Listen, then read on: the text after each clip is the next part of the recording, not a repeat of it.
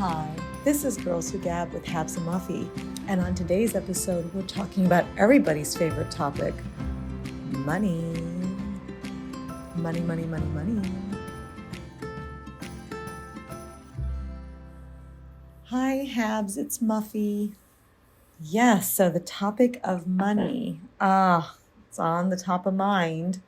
RK, my dear husband, woke up this morning with his old money bugaboo, which is, will there be enough money to retire?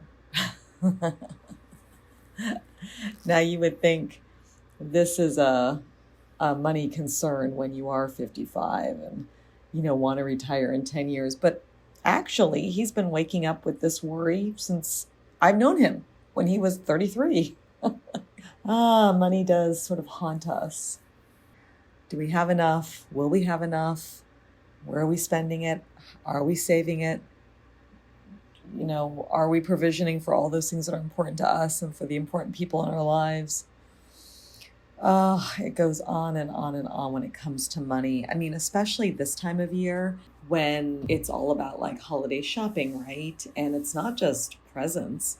It's also the cards and it's the decorations, meaning the trees and ornaments, and then all the food for the feast. Bringing me to Whoville there and the Grinch and their feast. The going outs, the special things. Are you going to see the Nutcracker? Are you going to see the Rockettes? All of these things. Travel. Are you going to see family and have to take a plane or fill your car tank, gas tank for your car? Like, it's just never ending. I mean, there's just regular life of spending, and then there's holiday spending. And it's interesting how holiday spending is caught up with memories and family and tradition. And, even if we don't have the money or, we're stressed out about money at the holidays, we will find a way to spend, even if that means debt, to keep the traditions going. Recently, I was working with somebody who was exactly that. They're just super, super stressed out about money. And the question of, hey, could there be a different frame for how you come at the holidays? And it was an absolute no. That was shut down very, very fast. Like, that is not the thing that's going to be cut out at all. The expectation is there. The traditions are there. This is very important. They will find a way. So it's an interesting thing, how the amounts of money that have to be spent in this particular month, whatever you're choosing to do. I was just watching the movie Christmas with the Cranks. Don't know if you ever watched that movie, Habs, but Tim Allen and Jamie Lee Curtis are in it. It's a fun movie. I mean, it's not top of the line, but I still think it's fun. But, Tim Allen, basically says to his wife, we spend over $6,000 on Christmas each year. And the daughter wasn't coming home. He goes, and we can take this cruise for 10 days for $3,000. And she's not coming home. And let's just forget Christmas. And so you can imagine where that movie goes. They're gonna take the cruise supposedly and save, half their money and have a great time away. That's expensive. Christmas is super, super expensive. In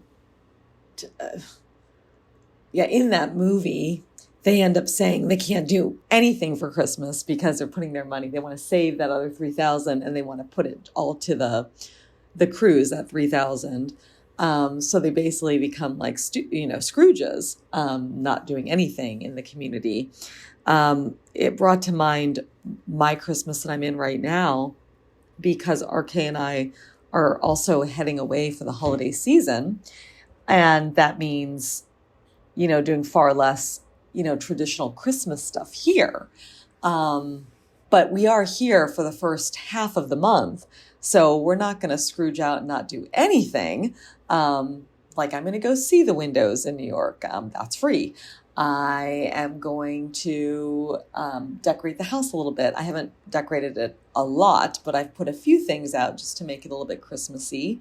I did buy a few of my favorite chocolates. I did buy an advent calendar for RK, for myself, and for you, Habs. So, we've been buying each other a few gifts of things we need or things we need to replace. So those are like our Christmas gifts that we're just buying and giving to each other. As I said, I don't like now without the traditions of my family of origin, I sort of am just doing my own thing, and I'm not a big present giver on like a certain day. So we're just buying things and giving them. I think I'm actually going to do a New Year's card because I've never done a New Year's card. So I've just bought a handful of Christmas cards to give to people who are close to me. So it's like Christmas is still happening and we're partaking, but it's not, the big hoopla that it would normally be for us. We are going to go and spend our holiday budget being abroad. And a lot of those expenses were brought forward in the summer when we had to pay for the plane tickets. What does it take to travel? It takes money for the travel, the planes, also for the trains, because we're going to take trains to Morocco and trains in Europe. It takes, food. So we did make restaurant reservations that we'll have to pay for there. And it takes hotels, which we've booked. Some of them may be paid for, some may be paid for in the next couple of weeks, and some will be paid for there. So that's basically, it's transport costs, it's hotel costs, it's food costs, and then whatever we do. These days at our age, we sort of just roll around and look at museums and take walking tours and don't do as much. So that's kind of interesting as well to notice. But, those are the major expenses of travel. So, we're balancing the trip. And luckily, those expenses were brought forward in the summertime. And now we sort of get to the other big thing when we travel is the pets, because they have to be covered and cared for. And that expense for Mr. R was taken care of in the summer, because when you book him in to his place, they immediately charge you. And Miss M has got her favorite person coming from Seattle. Yes, that's the West Coast town I lived in for 17 years. The big reveal. It is less expensive to bring her over across the country and pay her rate each day than to have someone here in the New York City area come in and visit her 3 times a day. So we will bring her over, and then we have a bunch of people coming up and staying in our place and enjoying Christmas in New York who will also watch her while we're away. So that actually was an expense that we really didn't have to take on fully because of these visitors who are going to stay at our place and watch Mittens while they're here. But the pet expense is always pretty extraordinary. So I guess those are the main things we're going to be spending the holidays on. But I just think about like money in general and the money during December and also in this area of the country, maybe in all areas of the country, it's the tipping, right?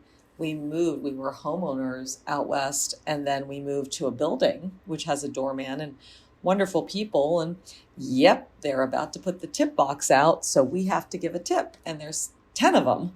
So, you want to give them each, something that, an amount that will, make a little bit of a difference in their lives this season. And then we've got all of Mr. R's entourage who walk him and take care of him and bathe him and do his nails. So we've got that entourage to tip as well. And then, of course, we have the cleaners. I do have cleaners in once a week.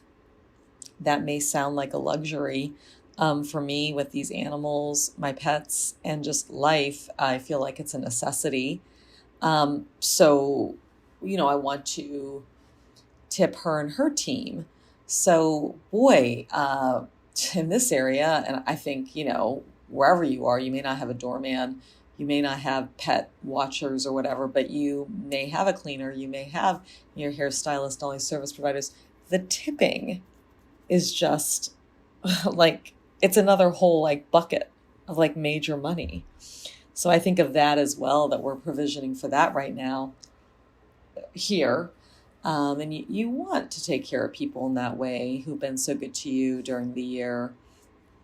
And when I think about these people, they really are so good to us. So it's just an extraordinary amount of money at year's end. And of course, people are making donations to their favorite charities and all of that. Oh, you might be hearing Miss M cry. She's come in to my room. She's saying, don't complain. Just write the check, Mom. All right. Okay. I hear you. So, and then, we all want to start off the new year with like good, resolutions. I think we've talked already about resolutions or how we feel about them as we were calendaring and things like that. But, it's all like, okay, now we're going to spend less and budget more and stay on track. And of course, RK, my husband, thinks that everybody is on track, perfectly meeting their budget, perfectly paying whatever they've got to pay with their bills out of, monies being brought in, and that nobody has any debt in this world and nobody owes anything and everybody has it neat and tidy, and, nobody is dipping into savings and nobody is using credit that can't be paid. It's all very like neat and squared away. And we also seek to live like that. And in living like that, what do you got left over, for savings and for that day late, much later in life for retirement. So, it's always interesting, Habs, when RK compares us to others, and he makes a lot of assumptions. I don't make any assumptions because people actually tell me what's going on in their lives financially. And I look at it and I think we're doing better than most. Of course, we didn't take on children.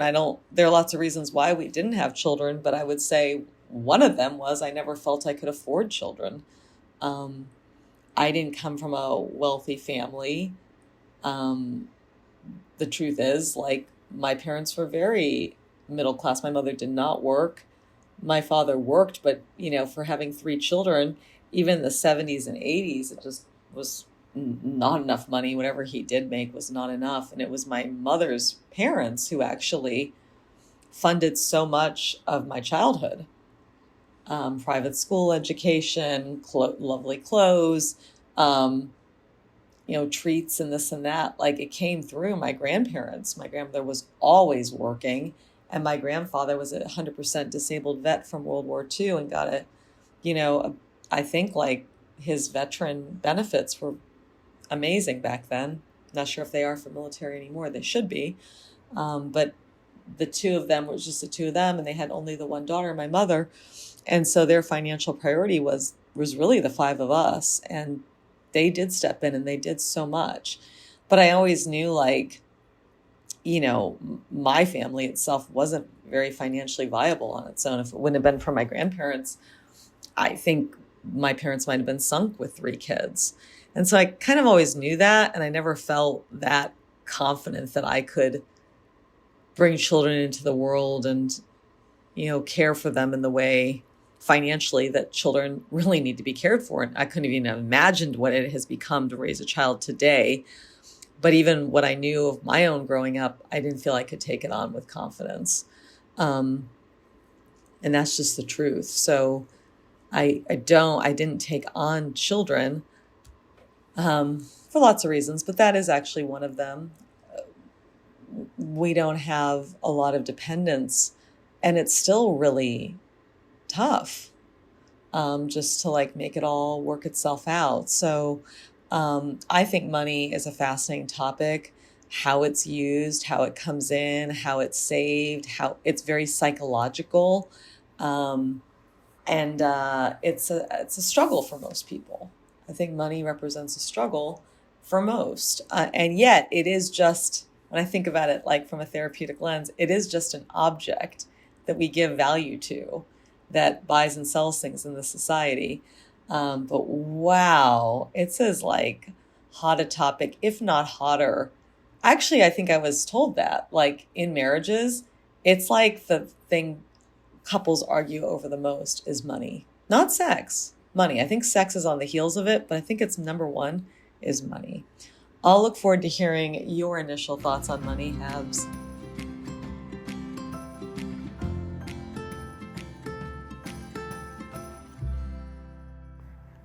I love that you call it the money bugaboos and that RK woke up with the money bugaboos today. That's so funny.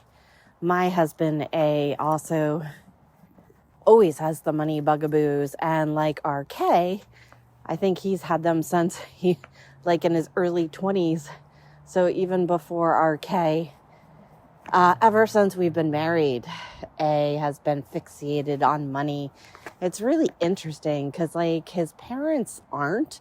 I mean, his dad did very well, but he is very, very stressed about it all the time. It keeps him up. He doesn't understand. I have to say, like, he has a history of coming up with different budget plans for us. It started back before we had kids, so in our early 30s, like 30, 31. Like, he was stressing about it then, and back then we had a lot of disposable income because we didn't have kids. So I remember, and then we went through all these different things, and he kept trying to like, oh, maybe if we do the budget this way, maybe if I categorize it that way, maybe this, maybe that, we can do it. And, you know, at one point, he actually even created a little app that tracked how much you spent from each bucket. And you would get a notification on your phone that, oh, you're down to only the last $50 for groceries this week. Oh my God, it drove me crazy. I would be in my favorite store, in my town, and like the thing would be going off. It would stress me out so much, I would just go and spend more money. So like, I finally was like, I can't take this. Like, it's just totally stressing me out all the time. A and I think about money very differently. And we grew up thinking about and handling money very differently. My parents never paid one iota to teaching me about money or anything like that. For my mom, it was always, oh, that's too expensive, this or that. We can get deals. Oh, you can't get the latest Benetton sweater. It's too expensive, and just because it's popular, whatever. So I remember way back playing in my little playroom, which was off the kitchen, and I had all these pennies like all over the place. So I mean, that even goes to show you like how I treated or thought about money at a very young age. But my parents they really never taught me anything about it or the value of it, or they never wanted me to get a job in high school because they wanted me to have fun in my high school years. I mean, but that's not really teaching me. I could have made some money for college. I mean, I did work in the summers during college, but not before that. I never I babysat and I made some money, but not a ton. I remember at one point in college, my dad was like, you might want to stop bouncing so many checks, because this is when we wrote checks all the time, because each time you bounce a check, I get fined $25. Hello. Anyways, whereas Andrew, I mean, he just grew up with a lot more money sense and smarts, and his parents both shared in the tasks. His mom actually pays the bills, and, his dad does, I guess, everything else. I mean, he made the money, whereas my mom had no clue about money, and my dad did all of it, and he often hid stuff. I remember even one year I pleaded to go on spring break to Jamaica with my friend A, and my dad was like, okay, don't tell your mom, but we're just gonna tell your mom. I mean, don't tell your mom this is a lie, essentially, but we're just gonna tell her that your grandfather is paying for the trip, which he was not. So yeah. And then even college, like when it came to college and paying for it, my parents had very little money. I make more than my dad ever made. My mom didn't work she only worked when my dad got laid off for a significant period of time. He was an engineer, and back in those days, engineering was not a popular profession, unlike today. But other than that, she didn't really work. I mean, we probably could have used the money, but yeah, I mean, so we didn't have a lot. I don't know how they did Christmas. I mean, we always had a lot of presents under the tree, just like you. I understand, it's interesting to hear about your grandparents and how they provided and how your parents were very much working class. And, we were too, even though everybody is well educated, right? Both of our parents were well educated. I remember my dad saying, "Oh, you want to go to college? Well, we'll just find lots of loans." I mean, I came out of school with a fair amount of debt. And, I had like 6 loans and I worked at school. So I remember when A and I got married, he was like, wow, like his dad paid for his college as well as his 2 younger brothers. So like he didn't realize that he took that gift, like not realizing the impact. Because, when we were married, we pulled our money together. We have one pot.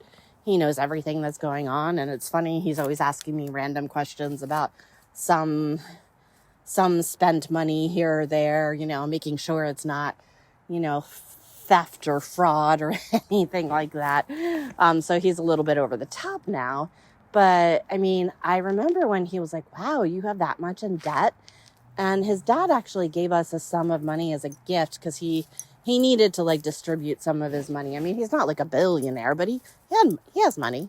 And, we paid off our loans with that money, with that gift. So, I mean, for that, I'm very thankful, very grateful. And, I always said I wanted to marry somebody who had money smarts and experience. And boy, did I get it. But, I don't regret it whatsoever because I don't have those money smarts. And I do. I've grown and I have a better sense of it, but I also just think differently about my money. I want to enjoy it. Yes, if we have a little debt, I feel it's okay, especially at Christmas. I mean, I'm not working full time right now and, definitely feeling the pain of that, but it's Christmas and the girls are still young. And, if we have to have a little debt, it's okay, in my opinion. Not necessarily in A's opinion. And yes, we have 2 kids. I didn't really think about having kids in terms of the money aspect. I think I never realized the complete impact. I mean, I knew that there would be an impact, but I don't think to quite this extent. I mean, the girls have a fair amount of activities now. Now that T's in high school, most of her activities are free and she actually has a job. And is making decent money. I mean, like $15 an hour. That's not too shabby. But Jay has a lot of activities. She does ice skating. She was playing the piano but now she's kind of limiting some of her extracurricular activities, except for the ones that are offered through the school, which, that doesn't cost any money. But yeah, I mean, having kids comes with a hefty sum.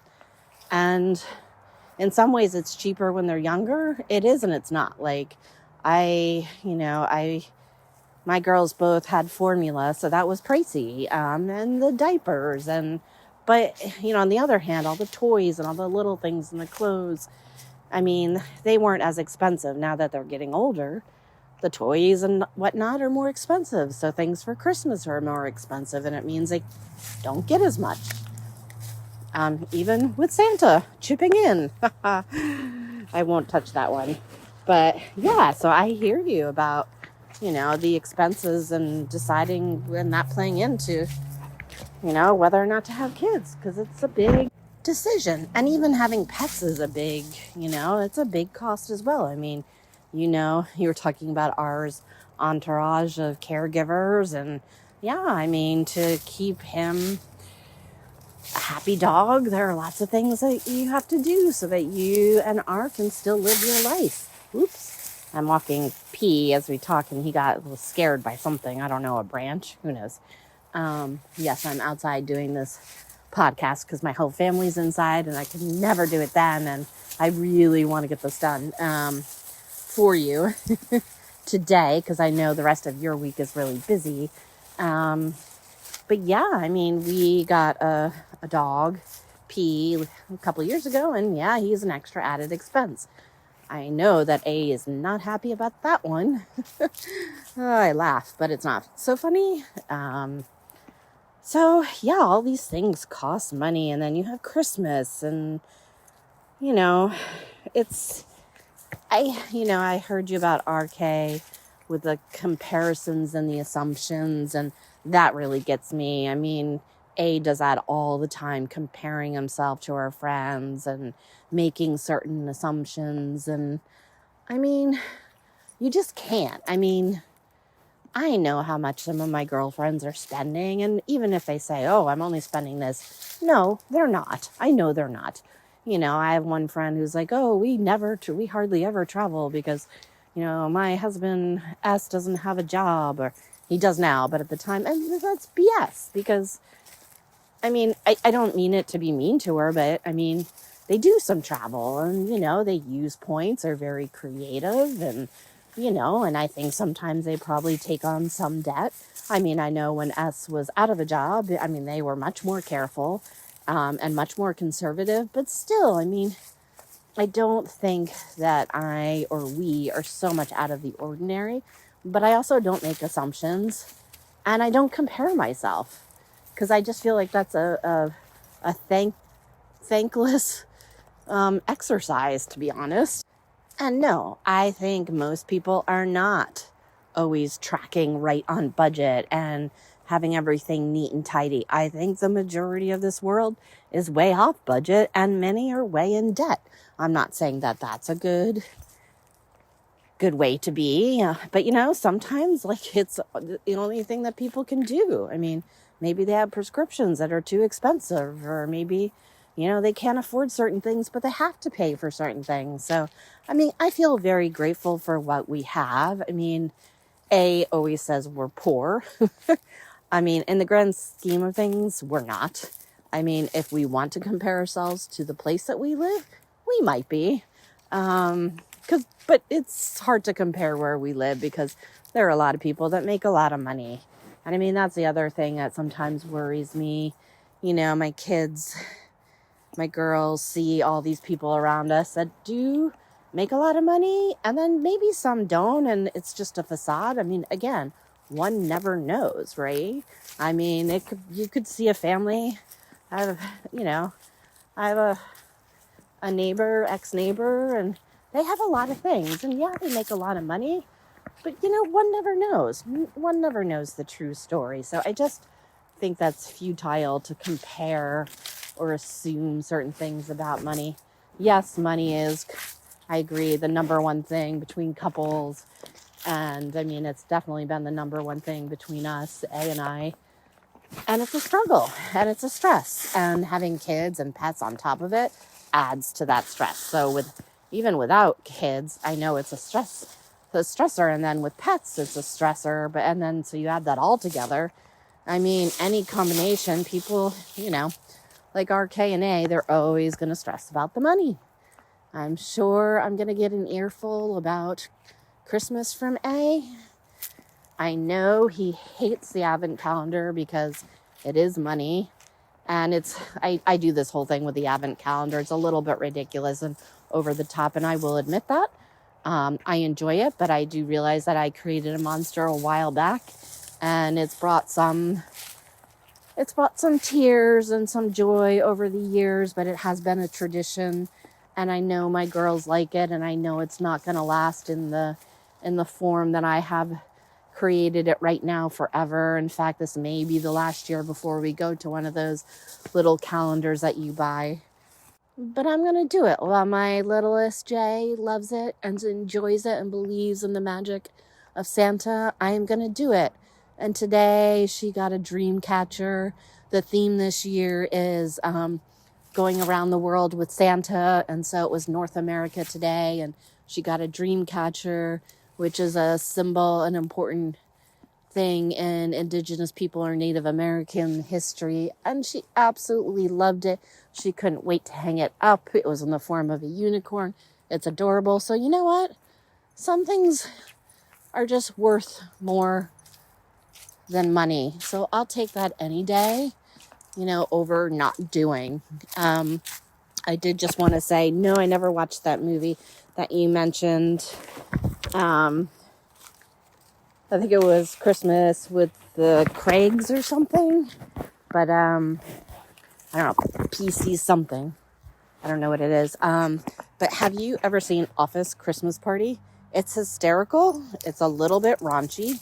And it's not necessarily, it's just a fun movie, but it's about a brother and sister and how they are running their dad's company who passed away, and the son's part of the company went into bankruptcy, and the sister is like really conservative and tough, and how they come together and, talk about really the true meaning, that not everything is money. Yes, it's a lot, but there's a lot of other things that are just a lot more valuable.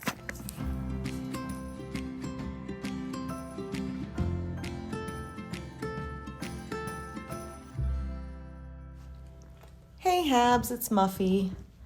Very interesting. I have never heard of that movie, Office Christmas Party. I was thinking it was the Office show and their Christmas episode, and I've never watched The Office, but that sounds very intriguing. Thanks for letting me know. And the movie I was mentioning was Christmas with the Cranks, Kranks. It's a B-rated Christmas movie, but I like it. Yeah, I mean, money. The money. I will say that, when we first got married, I did not have a career, nor was I going to have children. So then what are you going to do? Who are you going to be? What's going to happen? Because I noticed, whenever I met new people, they would always ask, what do you do? And I was like, I'm RK's wife. Talk about a throwback to the 50s, or maybe even an earlier era, because I was his wife with no kids, or maybe that was the poor infertile wife who was trying to have kids. I don't know what stereotype I was there, but, because I wasn't earning my own money and I wasn't a trust fund baby, the position that put me in was asking RK for money every month to pay my credit card bills and whatever other bills I would have that I just maybe needed cash to cover. So that was just not a great feeling. And he also didn't make me feel that great about it. He would have big bills from whatever we had been doing. Often it was travel. And I was just okay, we'll take it from savings, or you'll get this or get that. I was always just I didn't feel like I ever really kind of made him feel bad because he was earning it, right? But I wasn't earning it, and I'm asking my husband for his money, which is technically our money, right? Because we formed a household when we married. But it sure didn't feel that way. And, eventually, what I ended up doing was doing a startup, and he funded that, and I did a lot of writing of screenplays, and at some point, after all those kind of more risky ventures, I was just okay, I need to just have a profession where I earn money, and I know I'm going to get that. Every day I'm going to earn X. I need to see that for myself. I don't know why I needed that, but I needed it. And I didn't necessarily need it to I wouldn't say top of mind was for my marriage, although it was a big part of it, right? It was really for me to say that I'm earning in my own name in my own right. And so I thought I will go back to school and become a therapist. And I did this in my mid-40s. I started looking at schools when I was 43. And I went back to school at 44, and I had been married since I was 31. So it took me 12 years to say to myself that I'm going to earn in my own name in my own right. And it took me, I thought, like, okay, I'll do the writing on the side and I'll make my money as a therapist, because I will be able to earn, and then I'll be able to like do these more risky things, or things that may or may not pay off in terms of money. I'll be able to like tolerate that I may or may not make money in that, because I'll be having money coming in from something I know I can make money in. And that was a key for me. And I mean, I thought I was just going to go back to school for a couple of years and get the degree. It was a master's. This took me 7 years. It just took me 7 years, because I was in my 40s and living a life with RK, and just in general, I didn't really understand like the different programs and everything. I had to change programs for, I wanted the program that had the best licensure possible. So there's all these things I had to learn on the fly, because this really was a plan D or E for me as far as professionally. And it took me 7 years to get it. But then once I got it and I launched my private practice, I have been earning my own money in my own right ever since then. And that hasn't been that long. I came out in 2019, November.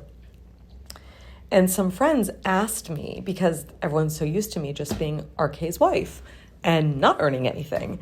They were like, well, how is it to actually earn money in your marriage? And I was like, it's better that I'm earning it than not.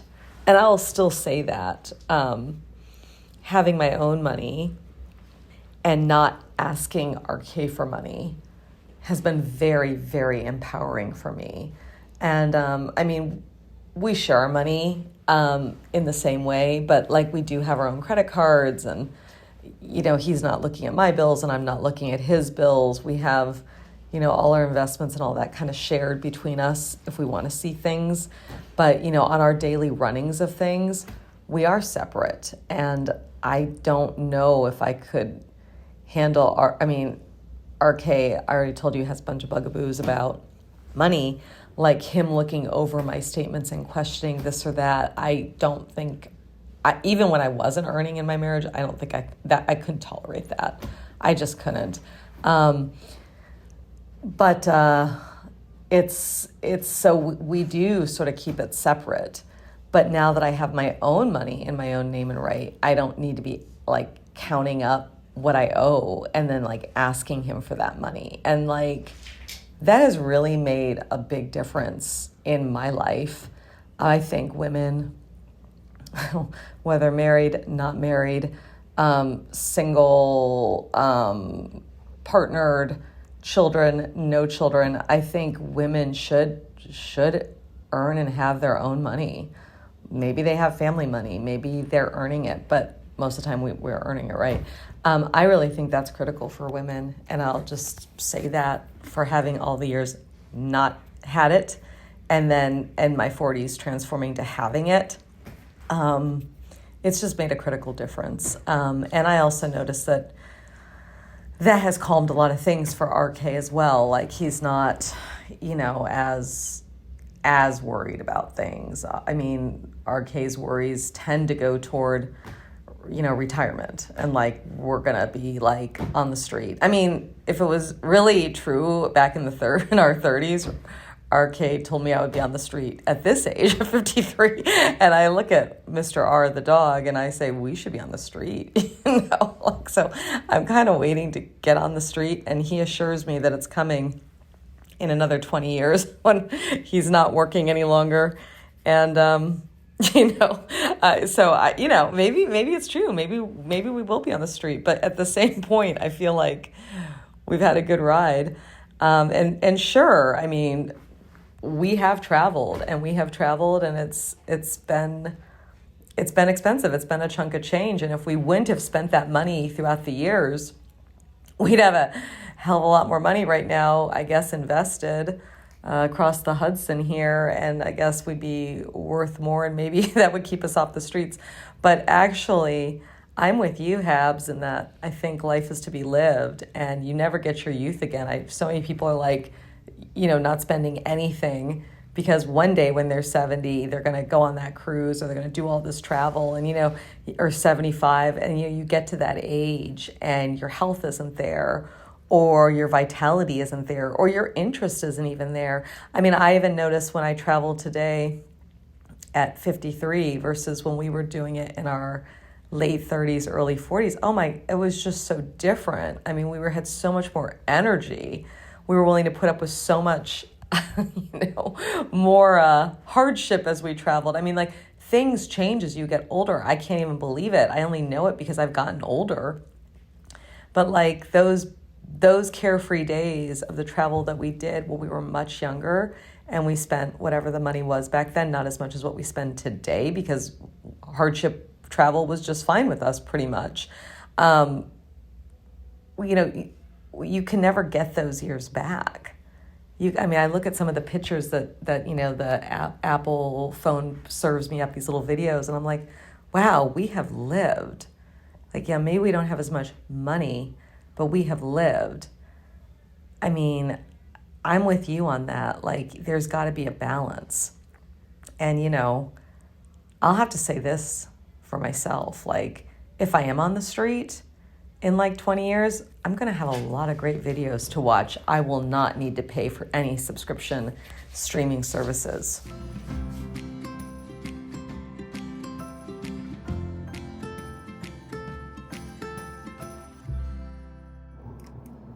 I agree with you, Muffy. I think the experiences and the travel and, all of those types of things, it's well worth it. And it's worth the weight in gold. And like you said, if we have less money in retirement because we spent money on all those trips and experiences, then so be it. I'm happy I did it. Now, A and I traveled a lot more before we had kids, and we went a bunch of places. I mean, we probably aren't as well traveled as you and RK, but we have both traveled a bit together and separately. I went to Africa in college, and all those experiences, my gosh, I mean, they changed me in a good way. It just opened my eyes to the world and having a much broader view on the world and life and people. And I've always said, like, a lot of people, will get married in their 20s and have kids right away. A and I did it the opposite. We traveled, we had a good time together, and then we had kids a little bit later in life, starting in my mid-30s and ending just a little bit like 42. So, but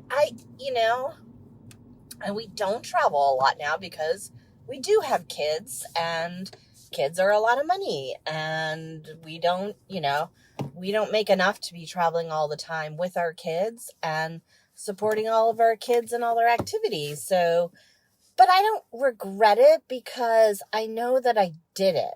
Like, I know that A and I will get back to traveling more. But even if we don't, I know that I did it, and so I don't feel like I'm missing out. Like I'm missing out on something, because I did it. And I went a lot of places. Yeah, there's a lot of places I haven't been, and I'd like to go, and if we do, great. But if not, I'm okay with it, because yeah, I did it. Can I say that again?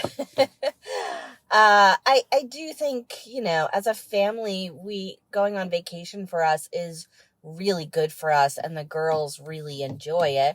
I wish we could do it more, but it's okay. We have done it. We've gone to some interesting places with the girls and places that they have had fun. So, like, even that has been, we live in a town where people have a lot of money and they travel a lot. A good majority, not everybody, but a good majority. And so, no, we're not on that end of the spectrum. I would say we're kind of in the middle. We're just average, and that's okay. My girls have more of their life to live, and, I just think, like, traveling when you're younger and actually when you have less money is kind of a good thing, because, it's when in your life do you care as much about, like, all the niceties, all the, you're okay with kind of mucking it up a bit and exploring. I mean, A and I, when we travel, we like to take local transportation, do all those kinds of things. But I agree. I mean, as we travel and as we get older, I think for A and I, and myself in particular, travel has changed in that I've experienced those niceties, and like it's hard to go back. It's kind of like, the first time you go in first class on a plane, it's like, oh my God, like you can never go back. I mean, you do, or most people do, but I remember that happening to me. And first class was amazing, and it was only an hour and a half flight from Chicago to DC. But after that, when I had to go back to regular class, it was kind of disappointing. So I think there's that, like, as you experience all those niceties, you get not spoiled, but you get used to it, and it's nice. And then, age too. But so I always encourage, especially younger people, to travel. Like, do it. It's when you have the time, you have the freedom, and you could. I mean, you make it what you want of it, right? So I agree with you. I think you have to live your life while you're living life, and not just waiting until everything is taken care of, and then you can enjoy it, which, that doesn't always happen. So I think it's definitely a balance. It's funny. I'm actually just driving home from my hair appointment, and the expense of my hair has gone up. I know that my husband A has budgets for me to go, like he puts it in a budget he creates. I don't really care. I know that's terrible. I do care, and I do care, and I'm very grateful that he does it. But he knows, like, that when I go get my hair done, like, oh, it's already accounted for in the budget, and that makes him feel better. So that makes me feel better. But that's gone up. In terms of making our own money, it's very fascinating to me, because A and I have always, like, I mean, I know you said that your money and RK's money is your money together, but you have separate credit cards, etc. And I have friends that have a similar situation.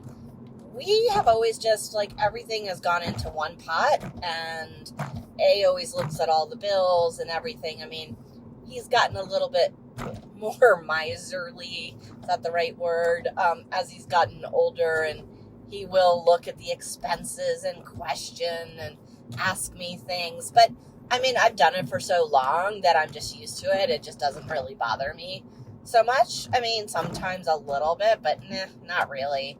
I mean, I'm grateful that he has taken care of it all and manages it. And we have a financial advisor that also helps us, and that's been hugely helpful. It was definitely something we did out in California when we just weren't sure whether or not we were going to make it out there, because we were living in Silicon Valley.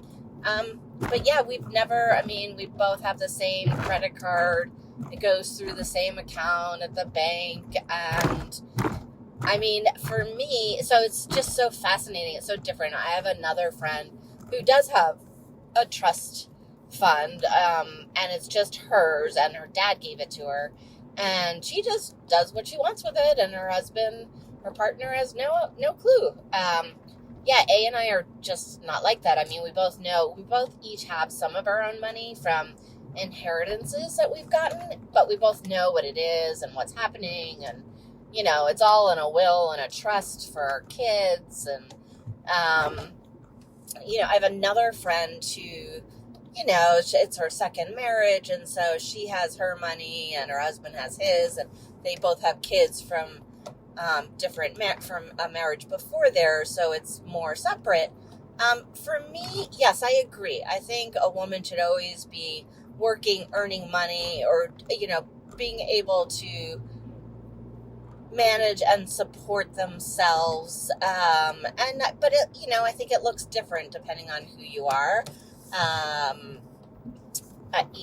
For me, like, I don't call it my own money, but making money, for me, the satisfaction is in I am contributing to the family. I feel bad right now because I'm not working full time and I'm not contributing financially.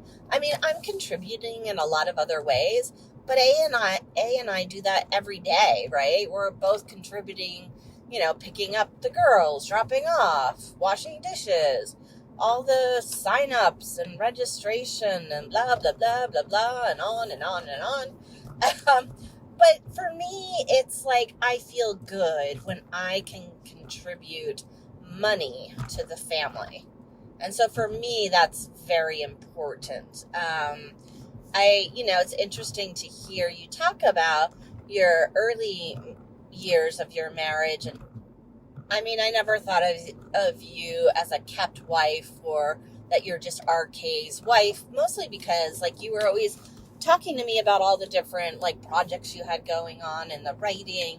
And then you worked at, I think it was Restoration Hardware. So you were still doing stuff and making money. So I just never really thought of you that way. But wow, I mean, it's a huge accomplishment. I mean, to start school in your 40s and to finish closer to your 50s and starting a practice, like I did not realize how long it took you. And that's pretty incredible. So I'm impressed. And it sounds like, hey, having that steady income for yourself and paying off your own credit cards and not having to ask for money, it makes you feel good. And I think that's super important, that we all, regardless of our relationships or situations, is that we feel like we're contributing to it and we're a part of it. We're invested in it. And I think that can look many different ways, but yeah, money is a really big part of it. I'll just leave it at that. And now we enter the holiday season where we spend the money. Well, not all of it, but Cheers, Muffy. Thanks for listening to Habs and Muffy talk about the contentious and often hilarious topic of money. For more, follow us on Instagram at Girls Who Gab with Habs and Muffy. Happy spending season!